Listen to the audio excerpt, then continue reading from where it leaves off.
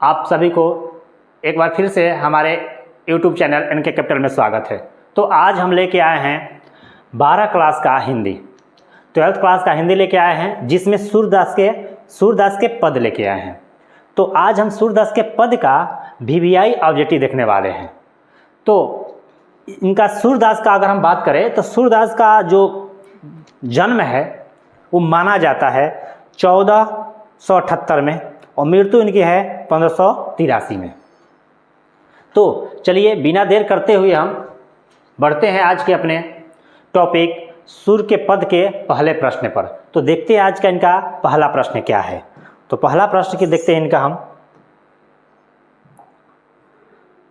चलिए तो सूर के पद का पहला प्रश्न बाबू, सूर के पद का पहला प्रश्न करें सूरदास की कौन सी रचना है, निम्न में से सूरदास की कौन सी रचना है। तो कह रहा है कि पद सूरदास की रचना है, यानी सूर का पद सूरदास के पद इनकी रचना है। ऑप्शन संख्या डी इसका सही आंसर होगा। अगला प्रश्न की ओर बढ़ते हैं। अगला प्रश्न देखते हैं। अगला प्रश्न कह रहा है कि सूरदास किस भक्ति के कवि हैं। सूरदास किस भक्ति के कवि हैं। तो सूरदास कृष्ण भक्ति के कवि हैं। ऑप्शन संख्या बी इसका सही आंसर होगा, यानी कृष्ण के ऊपर इन्होंने ज़्यादा कविता लिखी हैं, इनके प्रिय भगवान कृष्ण हैं। अगला प्रश्न है सूरदास किस भाषा के प्रसिद्ध कवि है। ये किस भाषा के प्रसिद्ध कवि है पूछे तो ब्रज भाषा के प्रसिद्ध कवि हैं। ऑप्शन संख्या सी इसका सही आंसर होगा। अगला प्रश्न देखा जाए तो अगला प्रश्न में कह रहा है कि वात्स्याल के विश्व में अद्वितीय कवि कौन है। तो वात्स्याल के विश्व में अद्वितीय कवि कहा माना जाता है सूरदास को। ऑप्शन संख्या ये इसका सही आंसर होगा। अगला प्रश्न हमारा जो है बाबू वो है कि सूरदास किस धारा के कवि हैं। सूरदास किस धारा के कवि हैं। तो कह रहा है कि कृष्ण श्री धारा के कवि है। ऑप्शन संख्या भी इसका सही आंसर होगा। अगला टॉपिक पर देखते हैं। अगला प्रश्न क्या कह रहा है। अगला प्रश्न कह रहा है कि कृष्ण कहाँ बैठकर भोजन कर रहे हैं। कृष्ण कहाँ बैठकर भोजन कर रहे हैं। तो नंद जी के गोद में, यानी कि अपने पापा के गोद में। ऑप्शन संख्या ये इसका सही आंसर होगा। अगला प्रश्न बाबू, अगला प्रश्न हमारे पास है। अगला प्रश्न कह रहा है कि प्रस्तुत प्रथम पद में कृष्ण को किसको, यहाँ किसको होगा, टाइपिंग मिस्टेक है, यहाँ किसको होगा, किसको सूचना दी जाती है। कह रहा है कि प्रस्तुत प्रथम पद में कृष्ण को किसकी सूचना दी जाती है, यानी क्या उनको बताया जाता है।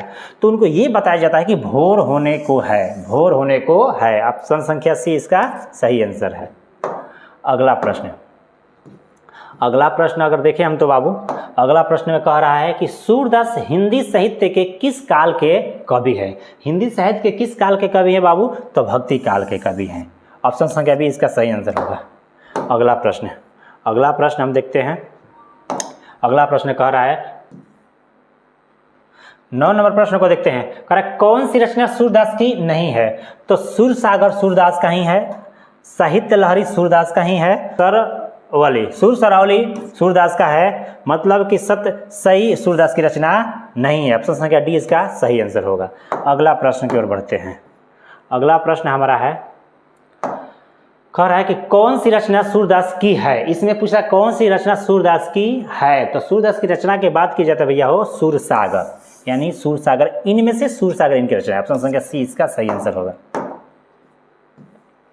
11 नंबर प्रश्न को देखते हैं। सूरदास किस चीज की भूख है। सूरदास को, यहाँ देखिए यहाँ को छूट गया है मिस्टेक में। सूरदास को किस चीज का भूख है। तो सूरदास को भैया किसकी भूख है।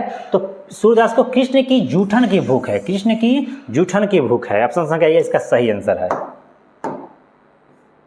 अगला प्रश्न बाबू कह रहा है कि सूरदास की अनुमानित जन्म तिथि क्या है। सूरदास की अनुमानित जन्म तिथि अगर देखा जाए तो बाबू अनुमानित जन्म तिथि इनकी है 1478। चूंकि इसमें मिस्टेक, यहाँ भी मिस्टेक हो गया, यानी 78 होगा यहाँ पर 1478, यानी ऑप्शन संख्या डी इसका सही 78 बनाकर होगा, क्योंकि यहाँ 75 78 होना चाहिए था, यहाँ 75 दोबारा रिपीट हो गया है। तो ऑप्शन संख्या बी इसका सही आंसर होगा। अगला प्रश्न को बात करते हैं हम। तो कह रहा है कि निम्नलिखित में से कौन सा कवि अष्टछाप का नहीं है। कह रहा है कि निम्नलिखित में से कौन सा कवि अष्टछाप का नहीं है। तो भैया जायसी, ऑप्शन संख्या सी इसका सही आंसर होगा। अगला प्रश्न 14 नंबर देखते हैं। कछु खात कछु धरनी गिरावत छवि निरखत नंदरनिया में कौन सा अलंकार है। तो इसमें कह रहा है अलंकार पूछ रहा है, तो अलंकार अनुप्रास अलंकार है। ऑप्शन संख्या डी इसका सही आंसर होगा। अगला प्रश्न 15 नंबर कह रहा है कि कवल कुसुम फूले नर नारी सुरश्याम में कौन सा अलंकार है, यानी इन तीनों में से कौन सा अलंकार है। तो इसमें भी अनुप्रास अलंकार है बाबू। ऑप्शन संख्या बी इसका सही आंसर होगा। अगला